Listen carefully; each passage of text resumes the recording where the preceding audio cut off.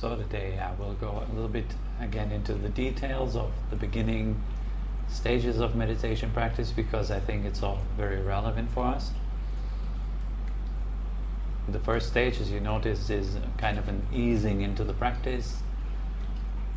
You slowly take the mindfulness away from the day-to-day grind that we go through, our thoughts about what happened, the nervousness, the inner nervousness, we allow that to calm down. So we relax through the body step by step, first relaxing the legs, then the belly, the heart and the chest, arms and the head. Consciously releasing tension. You will notice that there is a lot of tension building up. For example, if you have worked several hours in front of a computer and then you sit down and do your meditation practice, you will notice that there is a lot of buzzing going on in the mind, in the body, in our energy. You can feel that, because there's this basic nervousness going on. If you had just come out of a club, or you just come out of a very kind of moving conversation about politics, and then you sit down and you do your meditation practice, it takes a while to kind of arrive on the cushion. And we should take the time, all of us. We are not on a retreat at this moment. We're also not living in some quiet monastery or cave. We all have a very busy, very exciting lifestyle. Getting up in the morning, doing a lot of things, throughout the day doing a lot of things, going to bed at night doing a lot of things, dreaming about doing a lot of things at night. It's very busy, It's absolutely necessary for us to do this preparatory practice to ease into the meditation. So I would call that stage 0, arriving on the cushion.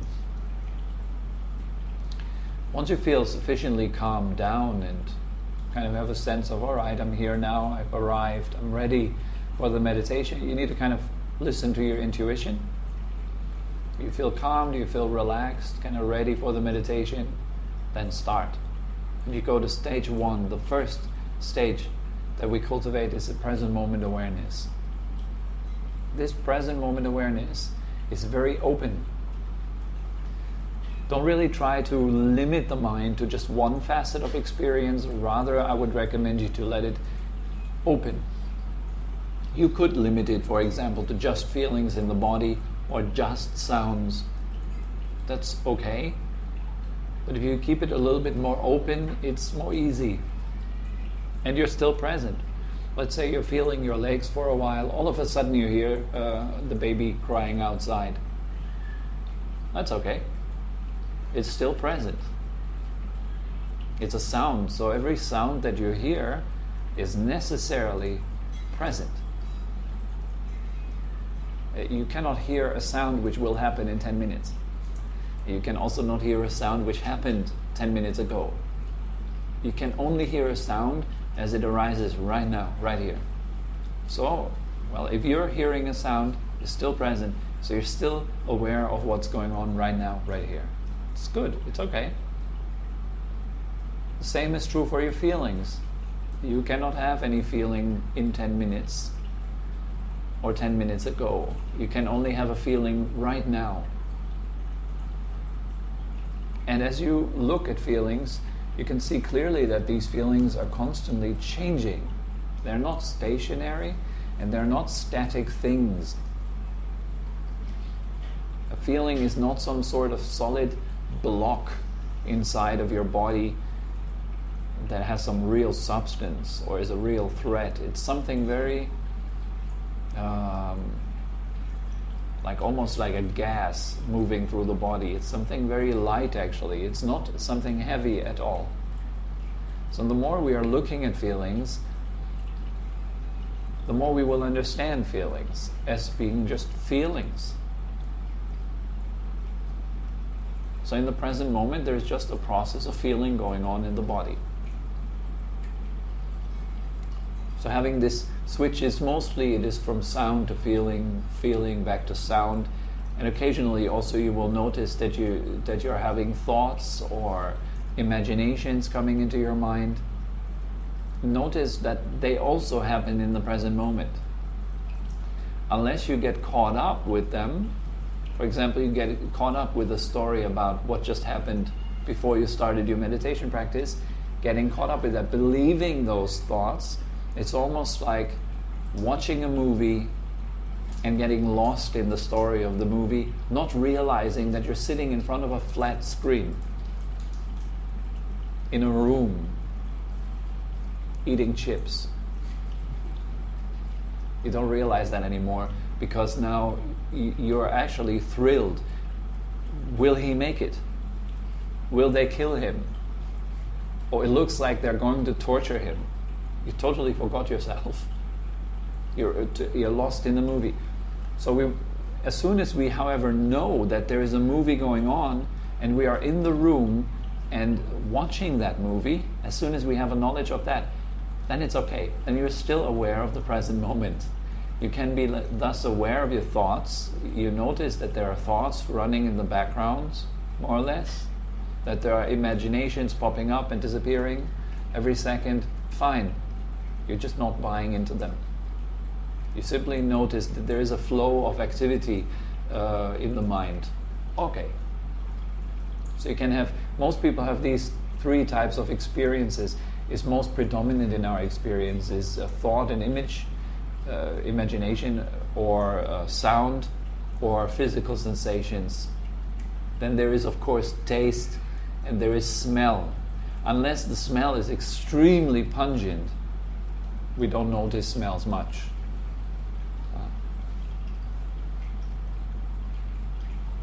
If you might sit next to someone that has put on a lot of perfume, then smell might become your object. And that's also present moment awareness. And the smell also changes every second. If you just had a very tasty meal, let's say spaghetti with garlic or something like this, and you have a very strong aftertaste in your mouth, taste also might become your object. That's fine too. But it's rather rare.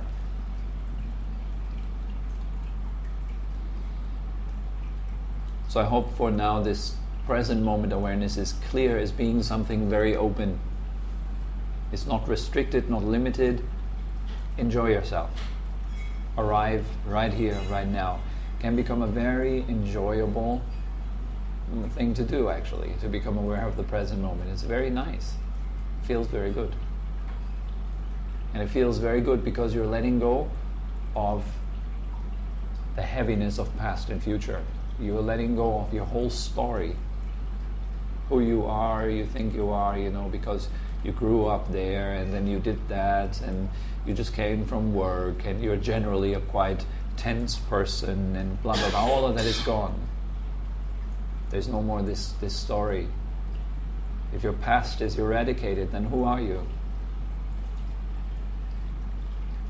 Isn't our past just a construct in the mind?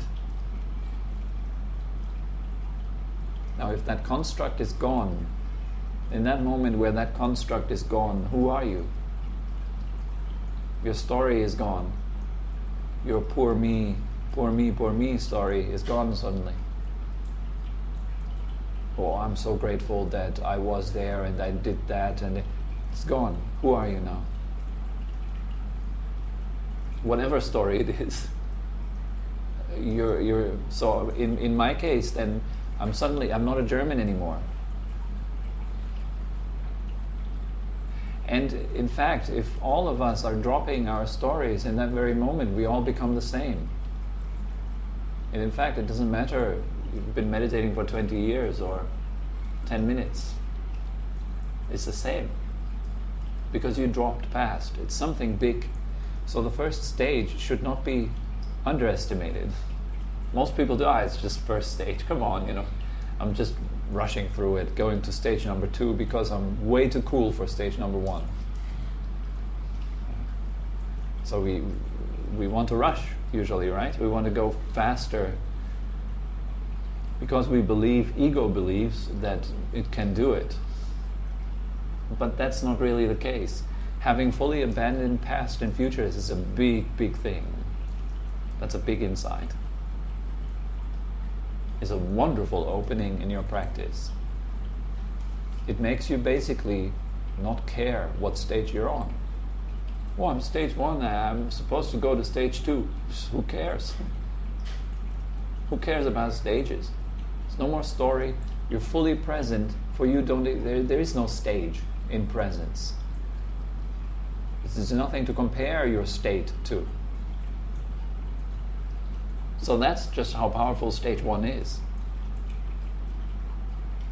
And the good news also is, it's not so difficult. Not so difficult at all. All it requires is basically having a strong intent to realize this stage, having a wish to be there, and that's basically enough. If you have strong intent and strong wish to experience the present moment, you'll be having fun the whole day with this. You're in your car, you feel the steering wheel in your hand. You're shocked because someone cut you off, you feel the shock unfolding and dissipating. It's amazing, life becomes so rich when you're present. Because for the first time, most of us are starting to look at life. They realize that it's quite a miracle, actually, that feelings are neither good nor bad, but they're quite fascinating to watch, both ways. A good feeling, a good mood, a good sensation is as fascinating to watch than a negative sensation. It's the same thing. There's such a brilliance, such a complexity in every feeling. It's very fascinating. And that I would consider to be one of the first real insights on the spiritual path. The insight into the present moment. The function of this insight is to liberate you from the stress of past and future. That's the function of it. Is that good enough for you? Imagine just someone just sucking out all past and future stuff of your head, just freeing you of that stuff.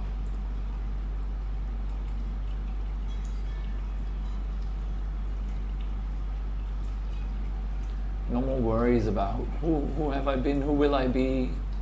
No, you're just here. That's it. Now, second stage. It's getting more interesting. Going more deep. The second stage, we also let go of something very heavy.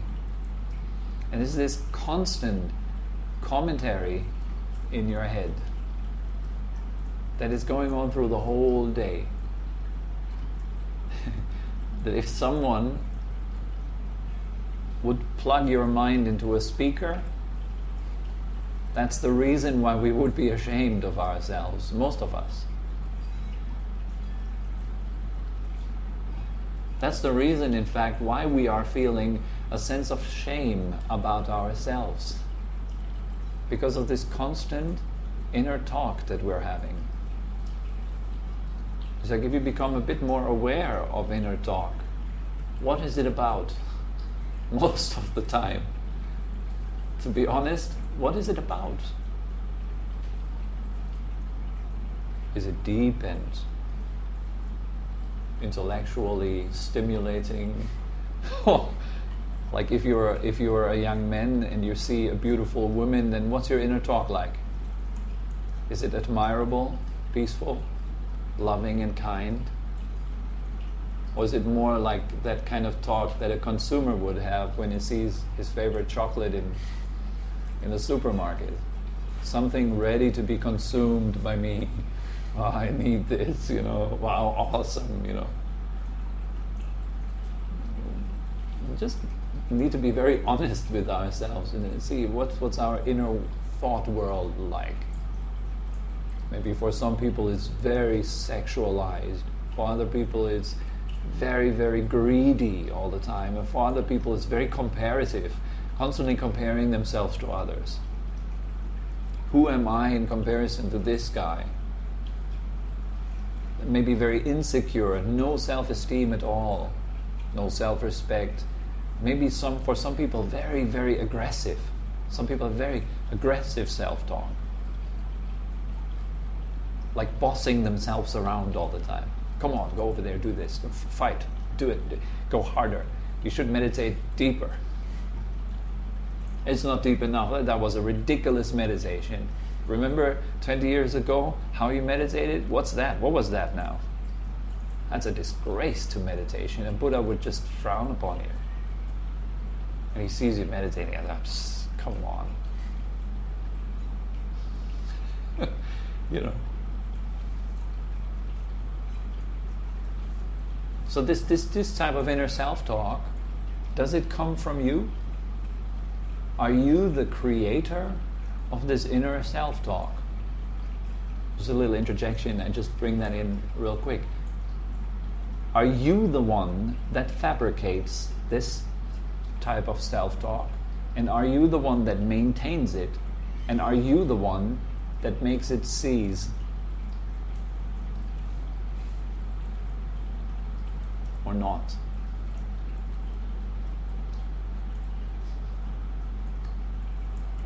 In fact, would you do this to yourself? Nobody in their right mind would do this to themselves. What does it mean to be in your right mind? To be in our right mind means to be in a silent mind.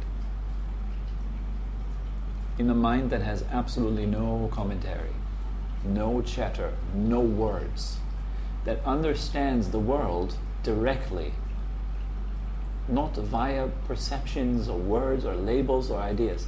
We're understanding it directly. To give you the example or the simile for that is like someone understanding water by reading about it versus someone touching it. Touching water, you don't need to have a fancy explanation of H2O.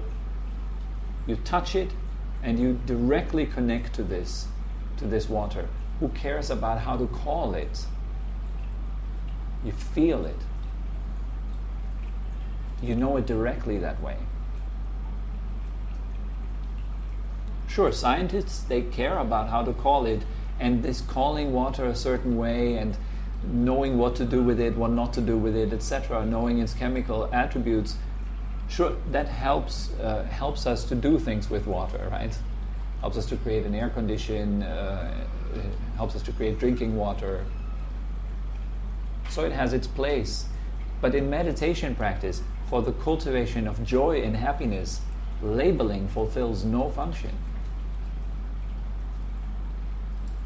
Having your mind full of words is like looking at the world through some sort of, how do you call a glass which is mostly in bathrooms, like you cannot look through it? Stained glass? Is it stained glass? Yeah, stained glass, like you cannot look through it? Yes. Frosted glass, yeah, thanks. Like looking through frosted glass at the world. We're looking through a label, so the world is blurred out. It doesn't really appear as it is. It appears according to the labels you give it. So then, based upon labels, we then create good and bad. Based upon the idea of good and bad, we then start to act. Based upon these actions, the world ends up the way it is. A place where people mostly struggle to stay alive. Where they need to be scared of one another. Where we need to constantly maintain an image of ourselves. That's pure stress. Maintaining a self-image is so heavy, such a burden. So anyways, quit straying off, coming back to the topic. So the second stage is silent present moment awareness. Having this silent present moment awareness established, there is much deeper sense of fulfillment than in stage 1. In stage 1, you're happy. You feel great. As long as you're present, most of your problems are pretty much gone. But if then the chatter also goes away, the mind becomes very light. And it also becomes very flexible. Is able to comprehend things according to truth, to the Dhamma. For example, if some teacher in the Buddhist teachings would tell you, have a look at your feelings, that always means having quietly a look at your feelings. Not having a look at your feelings via labels. Having a direct look at your feelings and having a direct look at the details of the feelings unfolding.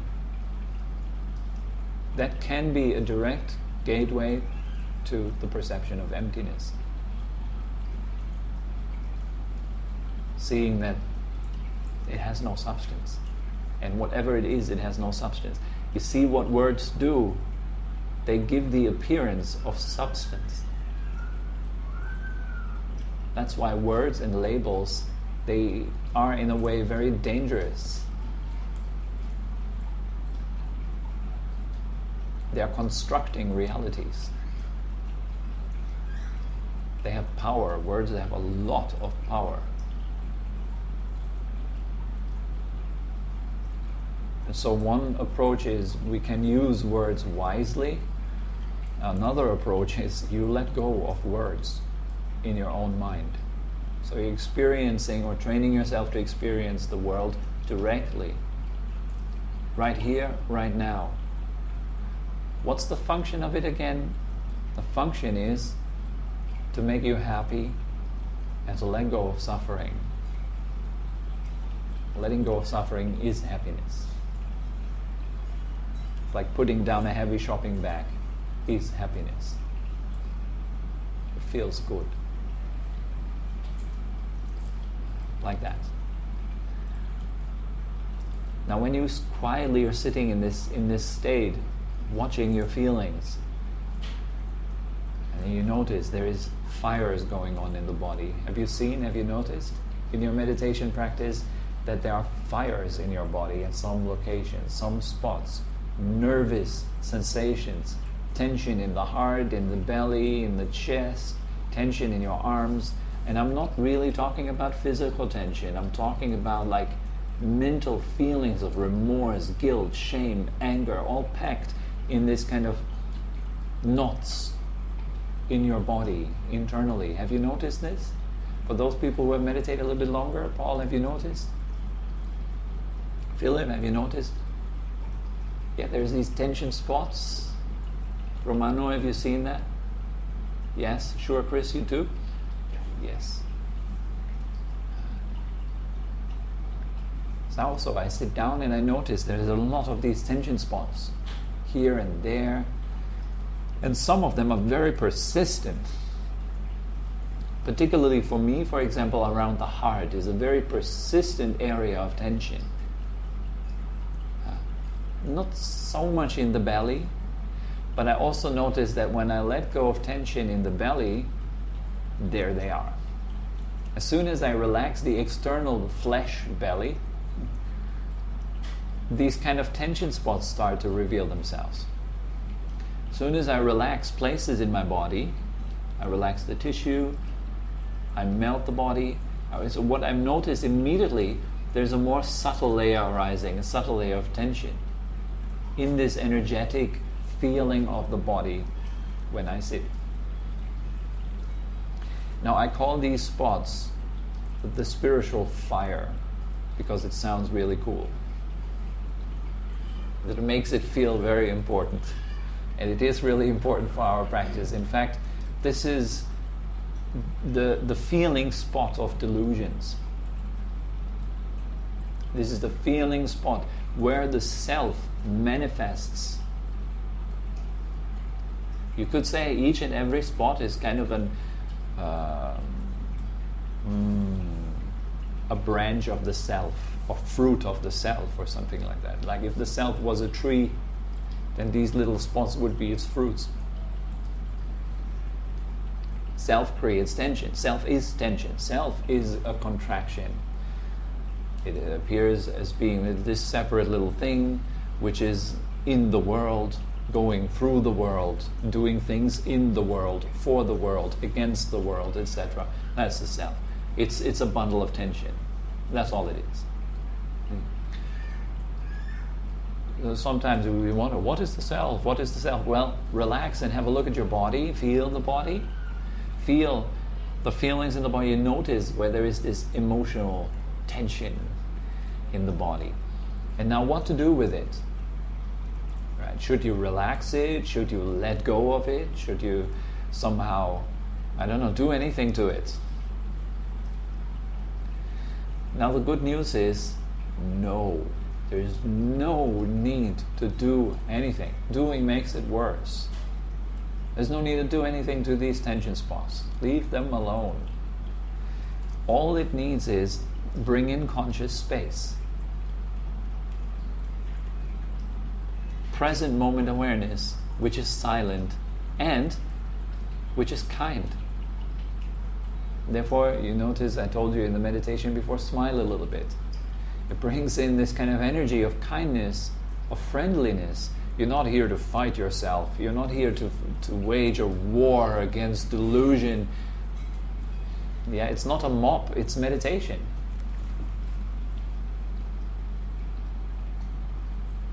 Relax, open up, and open up into kindness and allow these tension spots to be there.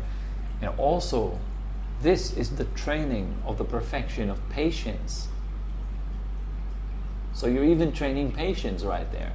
You stay where everyone else would grab a phone and check their Facebook profile. You stay quiet. Where everyone else would take a book and read about meditation, you stay doing it. Where everyone else would go out of their house and seek out a conversation which is very interesting and engaging, you stay in touch with yourself. Like this. This is how progress is made. And in the beginning you will notice, well, there are lots of tension spots. But over the time, they burn out. And they just simply burn out because you're offering them the fire of awareness. It boils them, and as they boil, they evaporate. And for some of those very, very tough tension spots, it takes a good while for them to evaporate. So you have to repeat this process every day and again and again and again and again until it's fully gone. And for other tension spots, you do it a day or just one meditation session and whoop, it's gone. It's very liberating. Also, when doing this type of particular emotional healing work, watch out for your dreams. They will change significantly.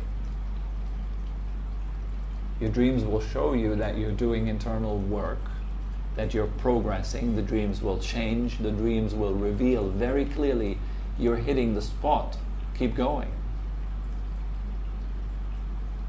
So, and this carries with it, even though it's so simple, all these big spiritual attainments, they come from simply leaving everything alone and giving it consciousness, giving it knowing.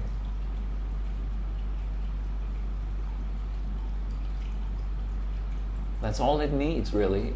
Like a child, all it needs is loving attention.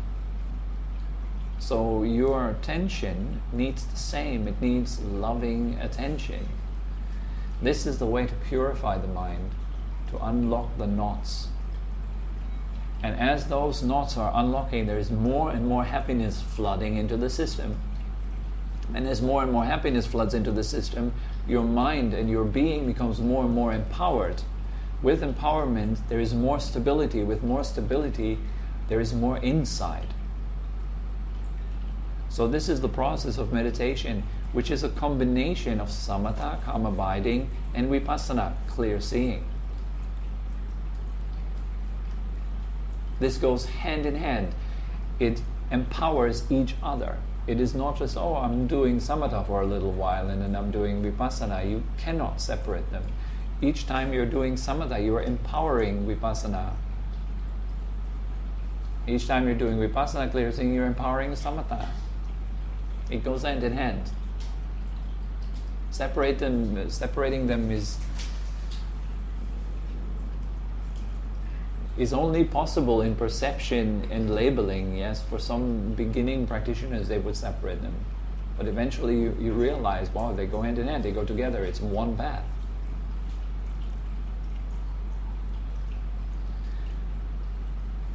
So this is how the development of number 1 and number 2 is important. Silently looking at yourself and bringing in the attribute of clear seeing.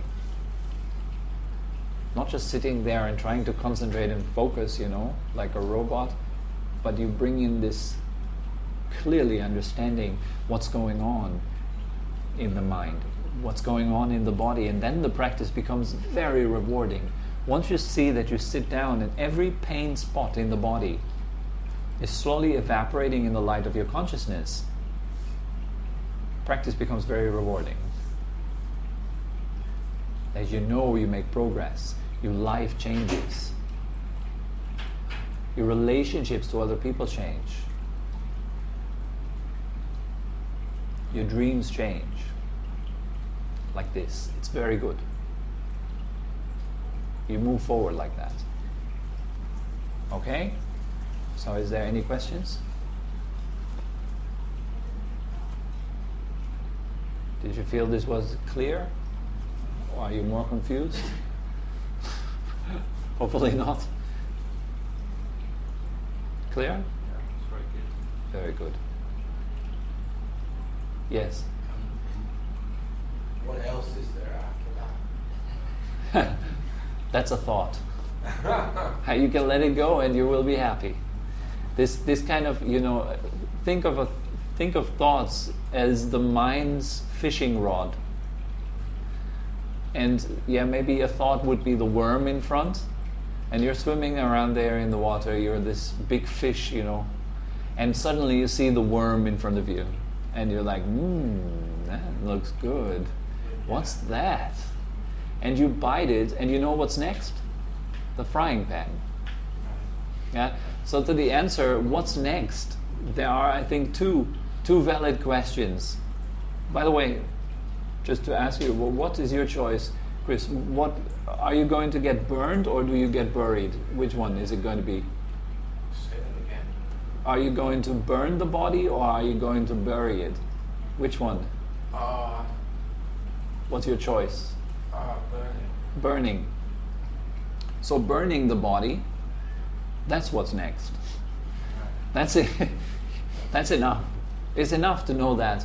So according to, and then what's happening after, well, then they will burn my body, is enough to know. Or the answer that, no, there is no after. I'm already here.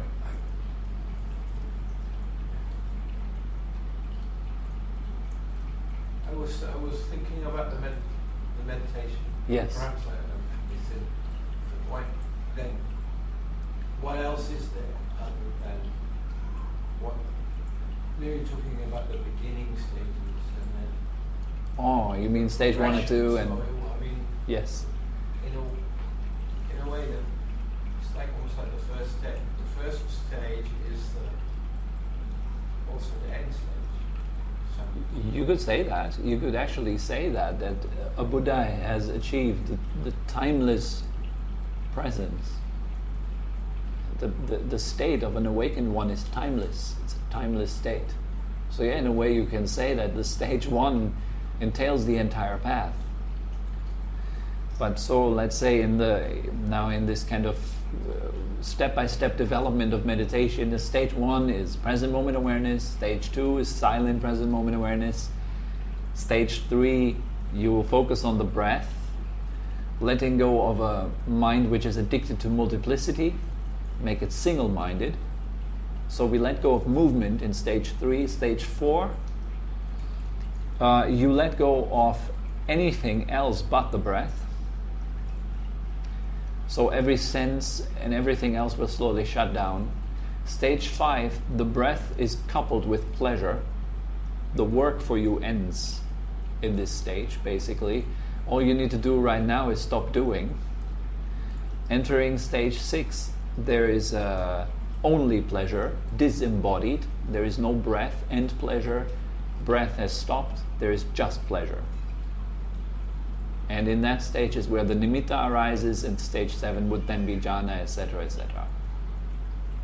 Yeah, but from stage onwards, the process of developing a single point in mind or samatha is nothing but letting go of what's in the way of being happy here and now. And in fact, the Buddhist path is nothing but that. We are letting go of stuff that's in the way of happiness. And we let go of it more and more as our capacity to let go grows. That's all that it is, right? That's all the masters usually say, right? If you let go a little, you have a little happiness. If you let go a lot, you have a lot of happiness. If you let go completely, you have complete happiness. Like this. It's a famous quote of Ajahn Chah. It's all about letting go. Even the Buddha, in fact, said that about his own entire path. He was asked one time, what can you summarize Buddhism? All 84,000 teachings, please summarize them, put them in one neat little sentence. And the Buddha said, nothing whatsoever should be clung to, period. Nothing whatsoever should be clung to. Clung to as what? As me or mine.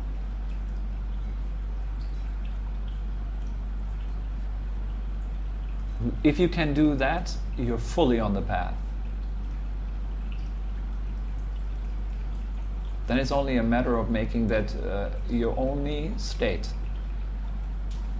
A Buddha is, you could say, is someone that doesn't need to put down or let go anymore, is someone that doesn't pick up anymore. There's no more picking up even. So there is no trying to let go anymore. And it's consistent. So we're striving to get to this state, and then we all let go to our capacity more and more. We're not letting go of external stuff. You don't have to let go of your wife, you don't have to let go of your children. It doesn't mean sending them into the forest. That doesn't mean letting go. Letting go does not mean pushing stuff away from you. Letting go just simply actually means leaving it alone, leaving it be. Leave it be. Take out the interest. That's what letting go is. There's just no more interest. It's the same old all the time. So your interest fades. And as your interest fades, engagement fades. As engagement fades, the results of engagement fade. There's peace. It's a very intricate, complicated process. It takes a long, long time, many ups and downs, many times falling down, adjusting your path again and again. Life is a big teacher. Years in life are a big teacher. All encounters in life are a big teacher. And they are all very much needed on this path.